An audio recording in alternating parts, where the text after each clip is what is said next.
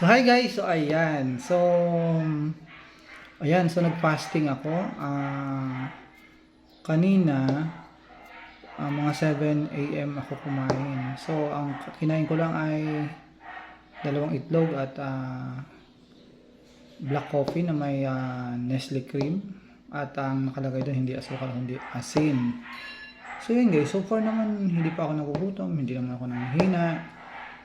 Ayan, kasi kapag wala kang carb na kinakain, hindi ka basta-basta gugutumin. Kaya lang naman tayo nagugutom kasi mahilig tayo sa matamis, mahilig tayo sa mga pasta, sa rice, yun. So mga high carbs po yan.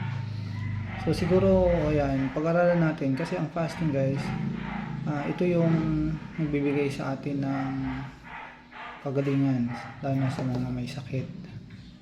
Ayan, isa na dyan yung diabetes. Kapag diabetic ka, may possibility kasi na, alam mo yun, pag marami kang high carbs na kinakain mo, maya-maya ka nagugutom. At magkikreate ito ng, siyempre, tataas ang sugar mo, magkakaroon ka ng hypertension, high blood. So, marami kang mararamdaman guys. So, ayan. So, ako kasi nung last, parang 2022 ata yun. Or 24. Parang 24 ganyan. So, na-detect ko yung aking sugar ay 249. So, yun. Ora mismo nun, hindi na ako kaagad kumain ng kanin until now.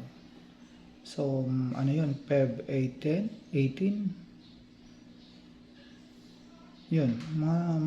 Mag-ano na ako guys eh. Magti 3 years na ako this Feb 18. So, yan guys. So, siguro magtataka kayo bakit hindi ako na nagugutom. Yun. Kasi, pag nasanay ang katawan nyo sa fasting, hindi kayo guys gugutumin kahit matagal na hindi kayo kumain. Ako naranasan ko na rin na one meal a day lang ang tinatawag ng umad.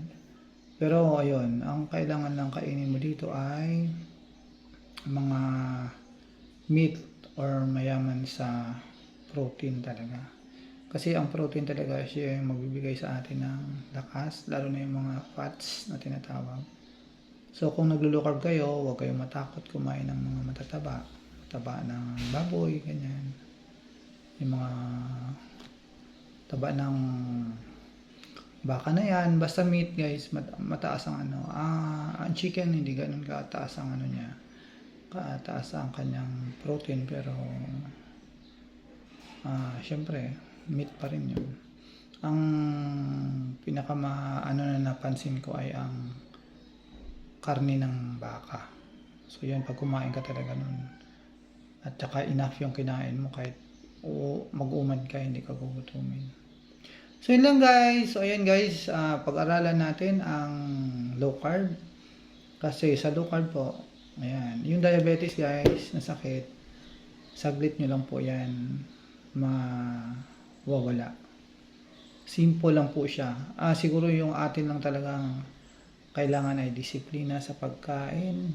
Alam niyo na yung kung ano yung mga matatamis, mga tawag nito, yung mga root crops. Yan, medyo matataas yan sa carbohydrates. Yan, yung mga matatamis na prutas. Yan. So yun lang guys. Ayan. Ito po muli si Bro Carnolin. Go low carb po tayo. Bye!